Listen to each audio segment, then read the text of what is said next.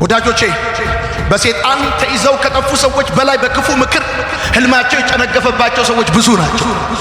ከህይወት ጎዳና ተሰነካክለው የወደቁ ብዙ ናቸው። በክፉ መካሪዎች ምክንያት ከቤተሰቦቻቸው የተለዩ፣ ከትምህርታቸው የተጨናገፉ፣ ከአገልግሎታቸው የወጡ፣ ከህልማቸው የቀሩ፣ እየቻሉ እንደማይችሉ እያወቁ እንደማያውቁ ብዙ ነገር መሆን ሲችሉ ምንም ነገር ሳይሆኑ ሰፈር ላይ የቀሩ በብዙ ክፉ መካሪዎች ምክንያት የተነሳ የተበጠበጠ ቤተሰብ፣ የፈረሰ ትዳር ልነግር አልችልም። የጠፋ ንብረት ልነግር አልችልም። ብዙ ሰው ሀብት ንብረቱን ክብሩን በክፉ ምክር ምክንያት አጥቷል። እያንዳንዱ ሰው የራሱ ማየት የተሳነው ክፍል አለ። እያንዳንዱ ሰው የራሱ ማየት የተሳነው ፓርት አለ። አየቱንም ያህል አንተ አዋቂ ርምጣም የተማርክ ጎበዝ ጥሩ ጭንቅላት ያለ ብትሆንም ስለ ራስህ አንተ ራስህ ማየት የተሳነ የህይወት ክፍል አለ። እግዚአብሔር ቃል በምሳሌ መጽሐፍ ምዕራፍ 12 ከቁጥር 15 ጀምሮ ሲናገር እንደዚህ ይላል። ተላላ ሰው መንገዱ ትክክል መስሎ ይታየዋል፣ ጠቢብ ሰው ግን ምክርን ይሰማል ብሎ ይናገራል። ተላላ ሰው መንገዱ ትክክል መስሎ ይታየዋል፣ ሰነፍ ሰው መንገዱ ትክክል መስሎ ይታየዋል፣ ጠቢብ ሰው ግን ምክርን ይሰማል። በዚህ ዘመን የትም ብትሄዱ ወዴትም ብትገቡ ወዴትም ብትወጡና ብትወርዱ በብዛት የምታገኙት ነገር ቢኖር ምክር ነው። ጋዜጠኞች የምክር አምድ አላቸው። የሀገር መሪዎች አማካሪ አላቸው።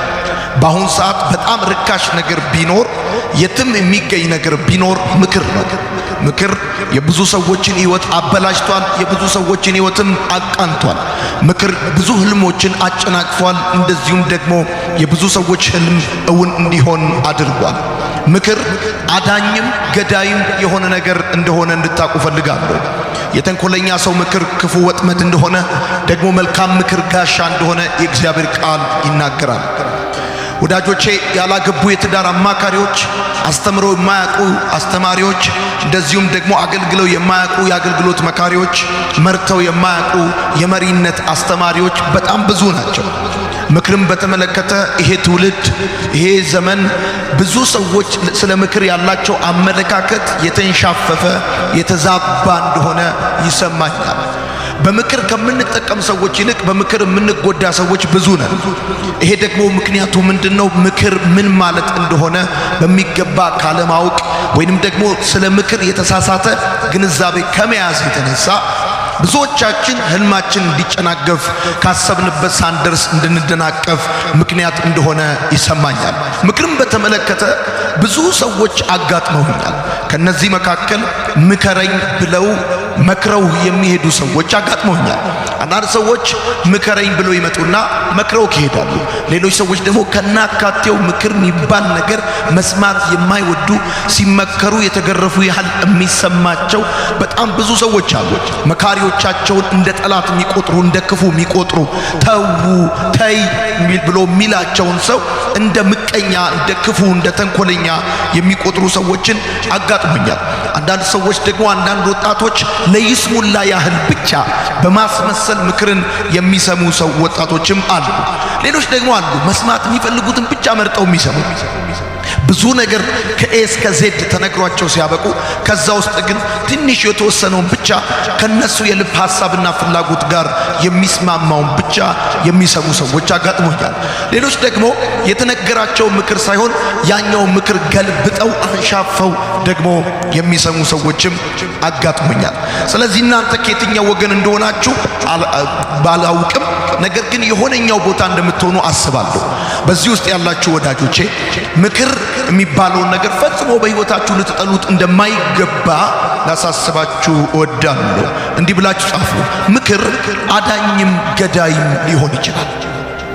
ምክር አዳኝም ገዳይም ሊሆን ይችላል። መልካም ምክር እንደ ጋሻ ነው ይላል መጽሐፍ። መልካም መካሪ ያገኘ ሰው፣ መልካም ምክር የገጠመው ሰው ጋሻ ይሆንለታል። ከጥፋት፣ ከውድቀት፣ ከእንባ አላስፈላጊ ጉዳት ራሱን የሚጠብቅለት ነገር ሊሆን ይችላል። ምን ምክር? ምክንያቱም መልካም ምክር ይላል እንደ ጋሻ።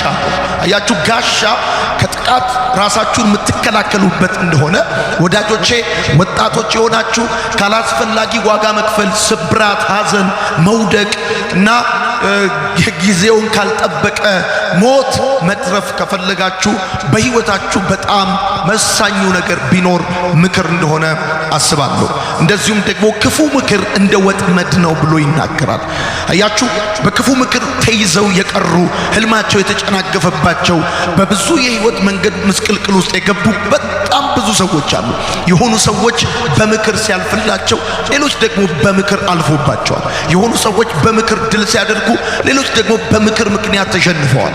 ሌሎች ሰዎች በምክር ፍሬያማ ሲሆኑ፣ ህይወታቸው ሲስተካከል ሲሻሻል፣ ሌሎች ደግሞ በክፉ ምክር ወጥመድ ተይዘው ከህይወትና ከበረከት እንደጎደሉ ማየት መመልከት ይቻላል። ወዳጆቼ፣ በተሳካላቸውና ባልተሳካላቸው ሰዎች መካከል ያለው ልዩነት ሁለት ነው። የተሳካላቸው ሰዎች ምክርን ይሰማሉ፣ እንደገና ደግሞ ሁሉንም የሚነገራቸውን ሁሉ አይሰሙም። ያልተሳካላቸው ሰዎች ደግሞ አንደኛ ምክርን አይሰሙም፣ ሁለተኛ የሚነገራቸውን ሁሉ ይሰማሉ።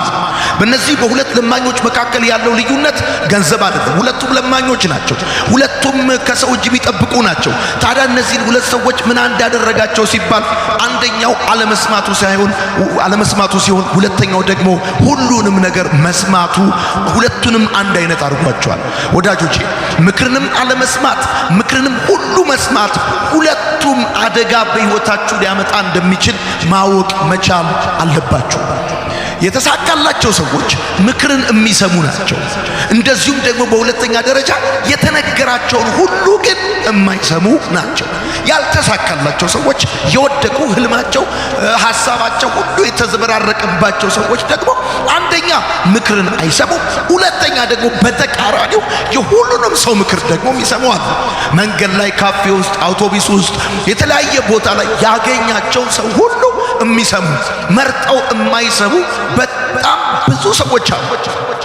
ብራዘር፣ የተነገረን ሁሉማ አትስማ። በዜና በማህበራዊ ሚዲያ ገብቷል፣ በአካል በርቀት በልዩ ልዩ መንገድ ብዙ ነገር ትሰማለህ። የተነገረውን ነገር ሁሉ የምትሰማ ከሆነ ትወድቃለህ። ህይወታችሁን ከውድቀት፣ አይናችሁን ከእንባ፣ ልባችሁን ከስብራት፣ ህልማችሁን ከጭንገፋ ማዳን ከፈለጋችሁ በጣም ኢምፖርታንቱ ነገር ቢኖር ምክር ነው። በጣም ኢምፖርታንቱ ነገር ምክር ነው። ስለዚህ ምክር ምን አይደለም የምትሉ ሰዎች ካላችሁ አንደኛ መልካም ምኞት አይደለም።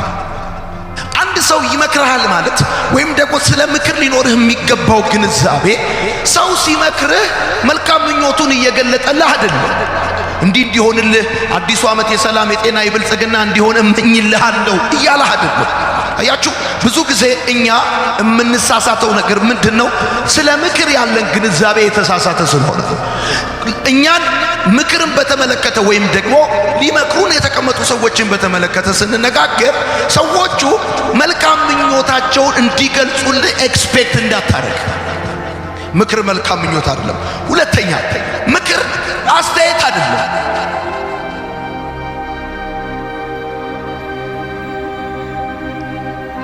ምክር አስተያየት አይደለም። ምክር አስተያየት አይደለም። ወዳጆቼ፣ ምክር አስተያየት አይደለም። አስተያየት የሚባለው ጉዳይ ይኸውልህ፣ ስለ ትምህርት፣ ስለ ውሎ፣ ስለ ህይወት፣ ስለ መውጣት፣ ስለ መግባት፣ ስለ ተለያዩ ጉዳዮች አስተያየት ሰዎች ሊሰጡ ይችላሉ።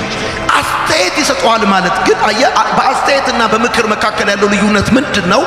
አስተያየት ፍቃደኝነት በሌለበት፣ ልብ ባልተሰበሰበበት፣ ከዛ ስሜት ባልሰከነበት ሊነገር ይችላል። ስሜታዊነት በሰከነበት፣ ልብ በተሰበሰበበት የሚነገር ቃል ነው ምክር። በአስተያየትና በምክር መካከል ሰፊ ልዩነት አለ። መጽሐፍ ምን አለ? ተላላ መንገዱ በፊቱ የቀናች ትመስለዋለች፣ ጠቢብ ሰው ግን ምክርን ይሰማል። አሁን በደንብ አድርገህ ስማ። ምክር የጠቢብ ሰው ህይወት ነው። በጣም የጠቢብ ሰው ህይወት ምንድነው ካልከኝ ምክር ነው። ኦኬ፣ እዚህ ጋር እንድታቀል የሚፈልገው ነገር ምንድነው? ለምሳሌ አንድ ሰው አስተያየት ይሰጣል ማለት ይሄ አስተያየትና ምክር መካከል ልዩነት አለ። ምክንያቱም አስተያየት ምክር ያልሆነበት ምክንያት ምንድነው?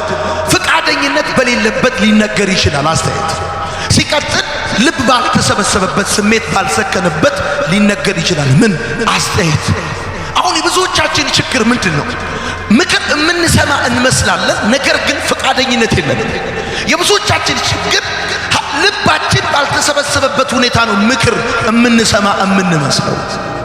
ጥሩ ቤተሰቦች ያላችሁ እንደው የተረፈ ነገር እንኳን ባይኖራችሁ ልምድ ያላቸው ዕውቀት ያላቸው የእናንተን ጉዳት የማይፈልጉ ሰዎች እንደዚህና እንደዛ ብለው ለእናንተ የሚነግሯችሁ ሰዎች አሉ። እነሱን የመታ ድንጋይ እናንተን እንዳይመታ፣ ያቆሰላቸው እንዳያቆስላችሁ፣ አይ ይሄ ነገር ትክክል አይደለም ብለው የሚሏችሁ ሰዎች ይኖራሉ። ነገር ግን ማወቅ ያለባችሁ ነገር ምንድነው? ምክር የሚባለው ጉዳይ መልካም ምኞት አይደለም፣ አስተያየት አይደለም። ምን ይፈልጋል? የልብ ፈቃደኝነት ይፈልጋል። ምን ይፈልጋል? የልብ መሰብሰብ ይፈልጋል። የሰከነ ስሜት ይፈልጋል። ሶስተኛ ምክር ምን አይደለም? ሶስተኛ ትችት አይደለም። ለምንድነው ብዙ ጊዜ እኛ ምክርን የምንሸሸው? ምክር የሚመስለን ትችት ነው። ሰዎች ይሄ እንደዚህ ነው፣ ይሄ ብታረገው እንደዚህ ነው፣ ይሄ ባይሆን እንደዚህ ይሆናል፣ ይሄ ቢሆን ደግሞ እንደዚህ ነው የሚሆነው ብለው ሲሉን ፍቃደኛ ሆነ መስማት የማንፈልገው ምክር የሚመስለን ትችት ይመስለናል፣ ወይም ስድብ ይመስለናል። ስድብ ይመስለናል። አራተኛ የበታችነት አይደለም። የበታችነት አይደለም። ምክር የበታችነት አይደለም። አየህ፣ ምክር የጠቢብ ሰው ህይወት ነው። አንተ ምክርን ትሰማለህ ማለት የበታች ነህ፣ አታቅም፣ ወይም ደግሞ አቅም የለህም፣ ባዶ ነህ ማለት አይደለም። ምክርን ትሰማለህ ማለት አንተ ጠቢብ ነህ ማለት ነው እንጂ የበታች ነህ ማለት አይደለም። አሁን የመጀመሪያው ችግር እሱ ነው። ሰዎች ምክርን ገንዘባቸው ማድረግ የማይፈልጉበት ምክንያት ምክር የበታችነት ማነስ ይመስላቸዋል። ምክር ማነስ አይደለም፣ የበታችነት አይደለም፣ አላዋቂነት አይደለም፣ መበለጥ አይደለም። ምክር መበለጥ አይደለም። ምክር ምሳሌ ከእናት ጋር ትመካከራለህ፣ ከአባት ጋር ትመካከራለህ፣ ከሚስት ከባል ከወንድም ከታላቅ ከታናሽ ጋር ትመካከራለህ። ምክር የሚባለው ጉዳይ የበታችነት አይደለም፣ መበለጥ አይደለም፣ መበለጥ አይደለም። አምስተኛ ትእዛዝ አይደለም።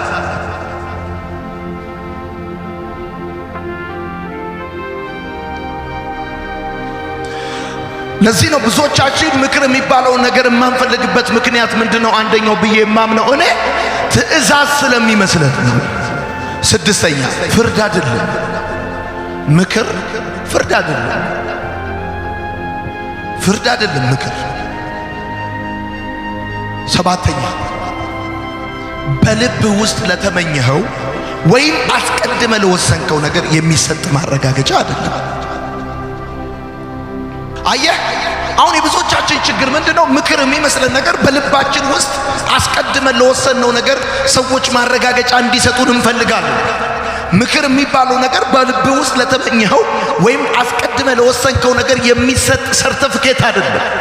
አገባለሁ ብለህ፣ ነግዳለሁ ብለህ፣ ከሀገር ወጣለሁ ብለህ፣ የተለያየ ነገር እሆናለሁ ብለህ ስታበቃ በልብ ለተመኘኸው ለዛ ነገር የሚሰጥህ ማረጋገጫ አይደለም። በልብ ካለው ካንተ ፍላጎትና ስሜት ጋር ሊስማማም ላይስማማም ይችላል። ልክ ነው ያልከው ልክ አይደለም ልትባል ትችላለህ። ልክ አይደለም ያልከው ልክ ነው ልትባል ትችላለህ። አየህ፣ ምክር የሚባለው ነገር የሚመስለን እኛ ለፈለግነው ነገር የሚሰጥ ሰርቲፊኬት የሚሰጥ ማረጋገጫ ይመስለናል። ምክር እንደሱ አይደለም። ወዳጆቼ መጽሐፍ ሲናገር እንደዚህ ይላል፣ ሕዝቤ ዕውቀት ከማጣቱ የተነሳ ጠፋ። አየህ፣ በጣም መሰረታዊ ነገር ነው። ይሄንን ብራዘር በደንብ አድርገህ እንድትሰማ ይፈልጋለሁ። እግዚአብሔር በዚህ ዓመት በልቤ ካስቀመጠው ዋና ሐሳብ መካከል አንዱ ምክር የሚባለው ጉዳይ ነው። እኔ ራሴ ከዚህ በፊት የሚመስለኝ ነገር ምንድነው? ምክር ማለት መበለጥ የበታችነት ይመስለናል። ምክንያቱም ደግሞ ሲነገረን ታውቃላችሁ፣ ስሜት በጋለበት ነው ብዙ ጊዜ የሚነገረን። በኖርማሉ ጊዜ፣ በሰላሙ ጊዜ፣ በፍቅር ጊዜ ስለማይነገረን በተለይ በአብዛኛው እኛ ኢትዮጵያኖች የምንመከረው ስንጣላ፣ የሆነ ችግር ሲፈጠር፣ የሆነ ነገር ሲመጣ ነው። ቁጭ አድርጎ ንዴት ውስጥ ሆኖ እንዲያታርግ እንዲያርግ እንደዚህ ነው እንደዛ ነው ምናም ብሎ ሰው የሚነግረን ችግር ውስጥ ስሜት በጋለበት ጊዜ ነው። ግን እሱ አይደለም ምክር። ምኞት አይደለም፣ ምኞት መግለጫ አይደለም፣ ትችት አይደለም፣ ትእዛዝ አይደለም፣ ፍርድ አይደለም። አንድ ሰው እየመከረክ ወይም ደግሞ ምክር የሚባለው ነገር ገንዘብ ለማድረግ ስትፈልግ ያ ነገር ማለት በቃ አንተ ላይ ጀጅመንት፣ ይሄ ፍርድ እየተፈረደብህ አይደለም ወዳጄ። ሰይጣን ራሱ ምክር መጽሐፍ እንደሚናገር ብዙ ምክር ባለበት ድል አለ ይላል። አየህ ሰይጣን ያውቃል አሸናፊ እንዳትሆን ይፈልጋል። እና ስለ ምክር ይህንን ነገር በደንብ እንድታቅ እፈልጋለሁ። ታዲያ ምክር ይሄ ካልሆነ ምክር ምንድን? አንደኛ የድል ካርታ ነው። የድል ካርታ ነው። በነገራችን ላይ በደንብ አድርገህ ስማኝ። መጽሐፍ ቅዱስ ሰዎች ምክርን እንዲሰሙ ያበረታታል። መጽሐፍ ቅዱስ ሰዎች ምክርን እንዲሰሙ ያበረታታበት ምክንያት ምን መሰለ? እያንዳንዱ ሰው የራሱ ማየት የተሳነው ክፍል አለው። እያንዳንዱ ሰው የራሱ ማየት የተሳነው ፓርት አለው። አየቱንም ያህል አንተ አዋቂ ርምጣም የተማርክ ጎበዝ ጥሩ ጭንቅላት ያለ ብትሆንም ስለ ራስህ አንተ ራስህ ማየት የተሳነ የህይወት ክፍል አለ። ስለዚህ እግዚአብሔር አምላክ በሌሎች ሰዎች ተጠቅሞ በአንተ ህይወት ውስጥ መስራት የሚፈልጋቸው ስራዎች አሉ። ሁሉም ሰው ስለ ራሱ ማየት የተሳነው የህይወት ክፍል አለው። ይሄን ማወቅ አለብህ። ይሄን ማመን አለብህ። በቃ አንተ ማለት ተምረሃል፣ ዲግሪ አለህ፣ አንተ አራዳ ነህ፣ ጎበዝ ነህ፣ መናኸሪያ ነው ያደግከው ምናምን ብልጥ ነህ፣ ነገር ቶሎ ይገባሃል። ይሄ ሁሉ አሪፍ ነው። ይሄ ሁሉ ማለት ግን አንተ 360 ዲግሪ ማየት ትችላለህ ማለት አይደለም። ማለት አይደለም። ምክር ማለት የድል ካርታ ነው። ምን ብታረግ እንደሚሳካልህ፣ ምን ባታረግ እንደማይሳካልህ። አንድ ጀነራል ወደ ውጊያ ከመሄዱ በፊት በድንኳኑ ከገዛ ወታደሮቹና አማካሪዎቹ ጋር እንደሚመካከር ልክ እንደዛ ምክር ማለት የድል ካርታ ነው። ለዚህ ነው መጽሐፍ ሲናገር እንደዚህ ያለ ብዙ ምክር ባለበታል ድል አለ፣ ቪክቶሪ አለ። ማሸነፍ ከፈለክ፣ ድል ማድረግ ከፈለክ፣ መበለጥ ካልፈለክ በሚቀጥለው 2018 መስማት ያለብህ ነገር ቢኖር ምክር ነው። ለህይወትህ ቦታ መስጠት ያለብህ ነገር ቢኖር ምክር ነው። ጆሮህን መዝጋት፣ ልብህን ማደንደን፣ አይንህን መጨፈን ጉብዝና አይደለም። ብዙዎቻችን ትዕቢት ጉብዝና ይመስለናል። ነገር ግን ዲያብሎስን ያዋረደ ናቡከደነጾርን ሳር ያስበላ መላእክትን እርኩሳን መናፍስት ያደረገ ነገር ቢኖር ትዕቢት ነው። ልብን መዝጋት፣ አይንን መጨፈን፣ ጆሮ መድፈን ያዋርዳል። እንድትበለጥና እንድትሸነፍ ያደርጋል እንጂ ውጤታማ አያደርግህ። ወዳጆቼ በሰይጣን ተይዘው ከጠፉ ሰዎች በላይ በክፉ ምክር ህልማቸው የጨነገፈባቸው ሰዎች ብዙ ናቸው። ከህይወት ጎዳና ተሰነካክለው የወደቁ ብዙ ናቸው። በክፉ መካሪዎች ምክንያት ከቤተሰቦቻቸው የተለዩ፣ ከትምህርታቸው የተጨናገፉ፣ ከአገልግሎታቸው የወጡ፣ ከህልማቸው የቀሩ፣ እየቻሉ እንደማይችሉ እያወቁ እንደማያውቁ ብዙ ነገር መሆን ሲችሉ ምንም ነገር ሳይሆኑ ሰፈር ላይ የቀሩ በብዙ ክፉ መካሪዎች ምክንያት የተነሳ የተበጠበጠ ቤተሰብ፣ የፈረሰ ትዳር ልነግርህ አልችልም። የጠፋ ንብረት ልነግርህ አልችልም። ብዙ ሰው ሀብት ንብረቱን ክብሩን በክፉ ምክር ምክንያት አጥቷል። ያው ምክር ደግሞ መልካም ምክር ሲሆን ደግሞ ካሸነፈ ምክር የድል ካርታ። ማንም ሁሉ ከጠቢቡ ሰለሞን በላይ ግን ጠቢብ አይደለም። ታላቁ ጠቢቡ ሰለሞን የእስራኤል ንጉሥ 40 ዓመት እስራኤልን የመራ የጥበቃውን ወንበር ወርቅ ያለበሰው ሰለሞን እንኳን አማካሪዎች ነበሩት። የሳባን ንግሥት እንቆቅልሽ የፈታ የብዙ ሰዎችን እንቆቅልሽ የመለሰ ሰለሞን እንኳን አማካሪ ነበረው። ማንም ልትሆን ትችላለህ። አይደለም አንተ አካውንቲንግ ማቴማቲክስ እና ፊዚክስ የተማርክ ሰው አይደለም፣ ወይንም ደግሞ የተወሰነ ሳንቲም የቆጠርክ ሰው አይደለም። ማንም ብትሆን የሀገር መሪዎች አማካሪ አላቸው። በጣም ብዙ በእያንዳንዱ ድል ሰክሰስና ከፍታ ጀርባ ብትመለከት ምክር አለ። አንዱ ሰይጣን የብዙ ሰዎችን የብዙ ወጣቶችን ህይወት የሚያበላሽበት ነገር ቢኖር ለምክር ያላቸውን አመለካከት ያሸፍናል። ሲመከር ልክ የተገረፈ ያህል ይሰማዋል። ልክ እንደተሸነፈ ያህል ይሰማዋል። እንደተናቀ ያህል ይሰማዋል። ምክር ማለት ግን መናቅ ማለት ነው። ሁለተኛ ምክር በመስቀለኛ መንገድ ላይ የቆመ ስኬት ቀስት ነው። የስኬት ቀስት ነው። በመስቀለኛ መንገድ ላይ የቆመ የስኬት ቀስት ነው። ምን ምክር? ህይወትህ በጣም ብዙ ጊዜ መስቀለኛ መንገድ ላይ ይቆማል። ላግባ አላግባ፣ ልስራ አልስራ፣ ልውጣ ልግባ፣ ምን ላድርግ፣ ቀጥዬ ምንድነው ማድረግ ያለብኝ?